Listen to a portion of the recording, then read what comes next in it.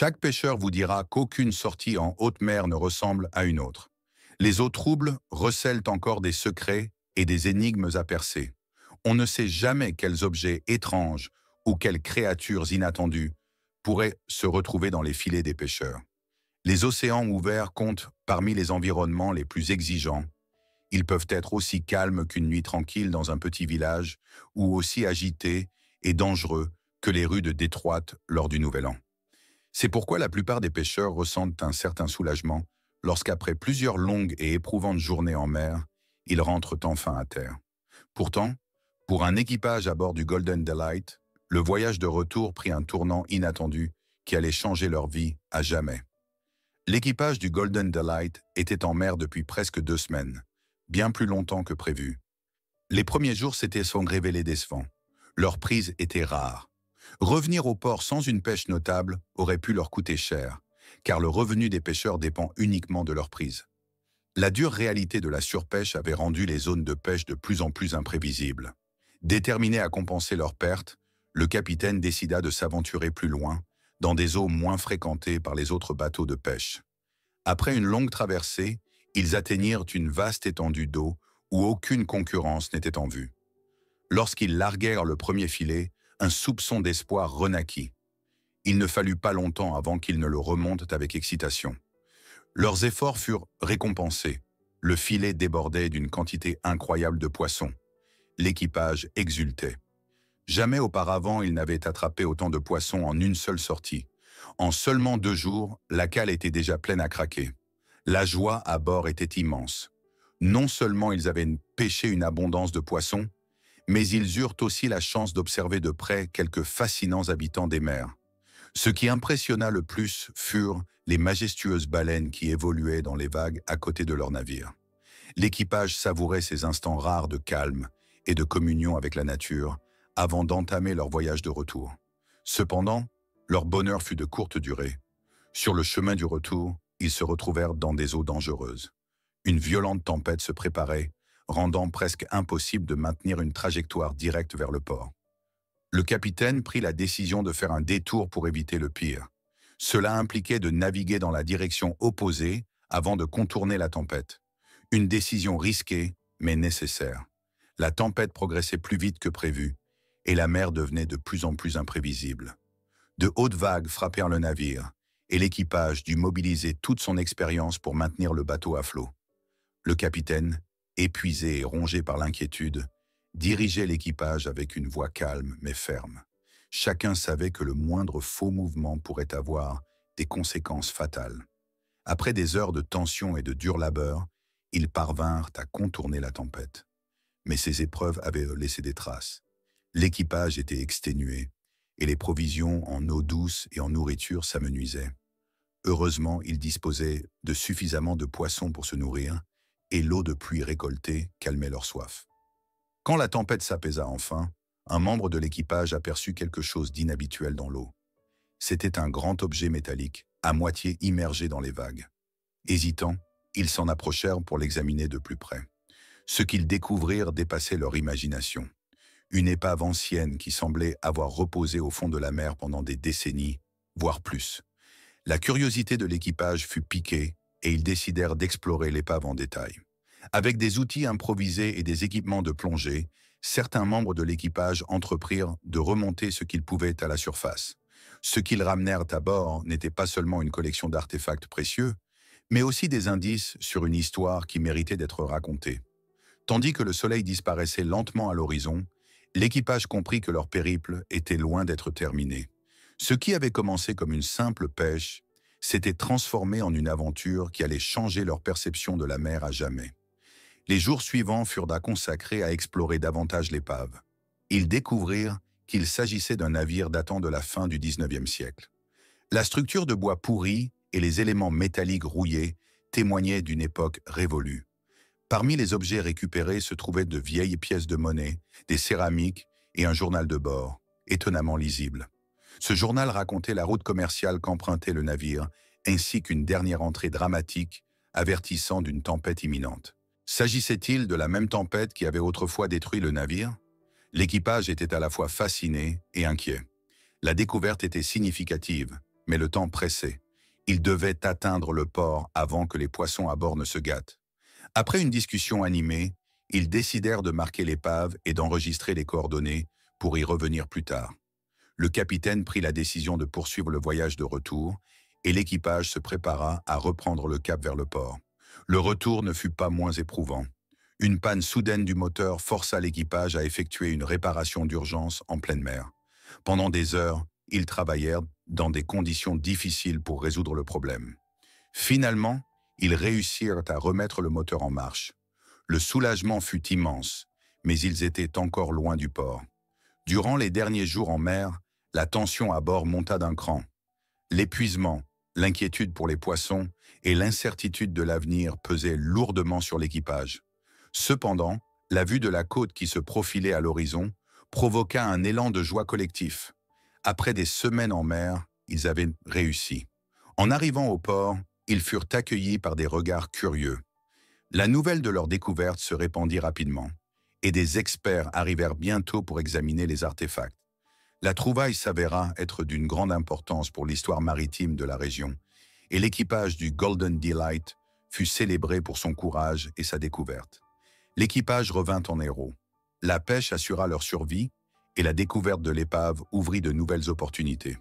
Certains continuèrent d'explorer l'épave, tandis que d'autres poursuivirent leur carrière de pêcheurs. L'aventure du Golden Delight illustrait à la fois les défis et les merveilles de la mer, une histoire de courage, de détermination et de curiosité. La mer restait ce qu'elle avait toujours été, pleine de mystères à découvrir. Le reste de l'équipage passait ses journées à jouer aux cartes ou aux dés, ou simplement à fixer l'immensité de l'océan. Avec un peu de chance, ils apercevaient parfois des créatures marines à la surface, mais cela restait rare. Ils s'ennuyaient et ne supportaient plus l'odeur du poisson. Heureusement, si le capitaine disait vrai, ils étaient à environ un jour de la côte. Ils ne voyaient toujours pas la terre, mais ils avaient récemment aperçu quelques bateaux au loin. Ils songèrent à s'en approcher pour demander un peu d'eau, mais ils décidèrent de ne pas le faire, craignant que cela ne les ralentisse davantage ou que les équipages des autres bateaux ne soient pas disposés à partager leur eau. Déterminés à ne pas se laisser distraire, ils mirent le cap directement sur la côte. Soudain, un des plus beaux spectacles apparut devant eux. La terre émergeait à l'horizon. L'équipage était euphorique et sembla retrouver un regain d'énergie. Ils crièrent et célébrèrent comme s'ils avaient gagné à la loterie. Alors que toute l'équipe jubilait, un membre d'équipage ne pouvait détacher son regard de la côte. L'idée de rentrer enfin chez lui le remplissait de joie. Mais soudain, il remarqua quelque chose à la surface de l'eau. Une forme se déplaçait lentement. Il lui fallut un instant pour comprendre ce que c'était. Un magnifique dauphin adulte. Bien que les dauphins ne soient pas rares et qu'ils en aient vu plusieurs au cours de leur voyage, il remarqua immédiatement que quelque chose n'allait pas avec celui-ci. Le dauphin semblait avoir du mal à se déplacer ou à plonger. Il ne fallut qu'un moment pour que le marin comprenne pourquoi. La queue du dauphin était prise dans un grand filet de pêche lourd. Le filet avait probablement été jeté par un autre bateau de pêche, ou pouvait même provenir de leur propre navire. L'équipage du Golden Delight avait déjà perdu quelques filets et d'autres équipements à cause des forces imprévisibles de l'océan. Le dauphin paraissait extrêmement épuisé, traînant ce filet depuis un certain temps. Il avait manifestement été séparé de son groupe, car aucun autre dauphin n'était visible à proximité. Le marin alerta immédiatement les autres. Il fallut un certain temps avant qu'ils comprennent ce qui se passait, encore en pleine euphorie de leur célébration. Lorsqu'ils réalisèrent enfin que le dauphin avait besoin d'aide, ils virent qu'il s'éloignait déjà, nageant dans la direction opposée. Une décision rapide était nécessaire. Devaient-ils faire demi-tour pour tenter de sauver le dauphin, ou continuer leur voyage pour enfin rentrer chez eux? La décision fut prise en quelques secondes. Tous furent unanimes. Ils devaient venir en aide au dauphin.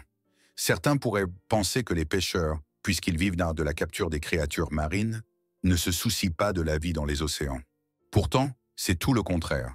Ils apprécient et respectent la mer ainsi que toute forme de vie qu'elle abrite, car ils savent qu'ils ne pourraient pas survivre sans les ressources qu'elle leur offre.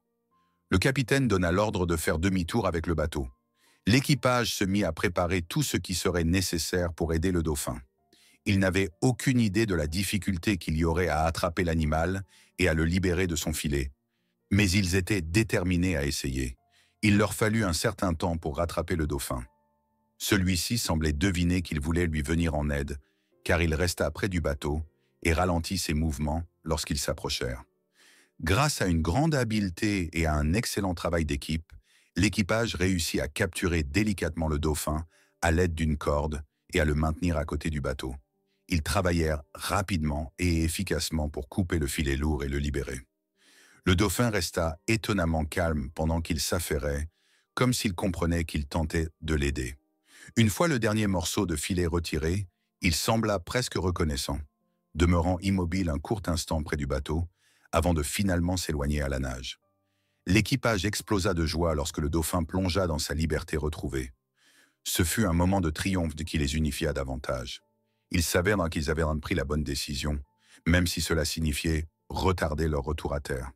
Un sentiment renouvelé de fierté et de satisfaction les accompagna alors qu'ils poursuivaient leur voyage. Lorsqu'ils atteignirent enfin le rivage, ils n'avaient pas seulement réalisé une pêche fructueuse, mais aussi accompli un acte de bienveillance.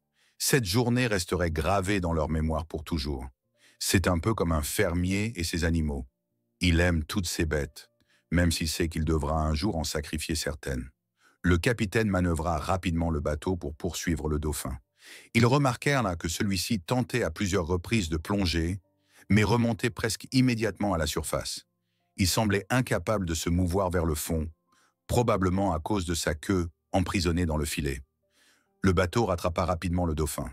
Au début, l'animal tenta de fuir en changeant brusquement de direction, mais après quelques essais, il se laissa docilement approcher par le bateau. Les pêcheurs se demandèrent si la créature avait compris qu'il voulait l'aider ou si elle était simplement trop épuisée pour continuer à nager. Ne pouvant pas hisser directement le dauphin à bord, ils décidèrent de jeter leur propre filet. À leur grande surprise, ils réussirent dès le premier essai à capturer le dauphin. Avec précaution, ils hissèrent l'animal, visiblement épuisé sur le pont, sans qu'il ne manifeste de résistance ni de protestation excessive. Une fois le dauphin en sécurité sur le pont, ils commencèrent par le libérer de leur propre filet. Ensuite, ils concentrèrent leur attention sur celui qui était toujours enroulé autour de sa queue. Deux des membres les plus robustes de l'équipage maintinrent le dauphin immobile, pendant que le chef de pont prenait un couteau pour couper délicatement le filet. Après plusieurs incisions précises, les mailles cédèrent et le filet entier tomba. L'équipage inspecta rapidement le dauphin pour s'assurer qu'il n'avait pas d'autres blessures. Mis à part quelques éraflures superficielles, il semblait en bonne santé. Dès que sa nageoire caudale fut totalement dégagée, le dauphin parut retrouver de l'énergie. Les membres d'équipage ouvrirent la rambarde sur le côté du pont. Avec un peu d'effort et de coordination, ils aidèrent le dauphin à retourner dans l'eau. Dès qu'il retrouva la mer, il plongea immédiatement dans les profondeurs, disparaissant de leur vue. Satisfaits de leur travail, ils refermèrent la rambarde et commencèrent à nettoyer le pont, tandis que le capitaine remettait le cap sur la terre ferme. Bien que cette opération de sauvetage ait probablement retardé leur voyage d'au moins 5 ou 6 heures, tous les membres de l'équipage étaient convaincus d'avoir pris la bonne décision. Sur le chemin du retour, un événement extraordinaire se produisit. Soudain, ils aperçurent un dauphin bondir hors de l'eau à côté du bateau. L'équipage était presque certain qu'il s'agissait du même dauphin qu'ils venaient de sauver. Étant donné l'intelligence de ces animaux, ils pensèrent qu'il s'agissait probablement d'une manière pour lui de leur exprimer sa gratitude. Cette vision remplit tous les membres de fierté et de joie. Après un long voyage, ils atteignirent enfin la terre, chargés de poissons et d'une incroyable histoire. Leur succès allait bien au-delà du matériel, laissant un souvenir gravé pour toujours.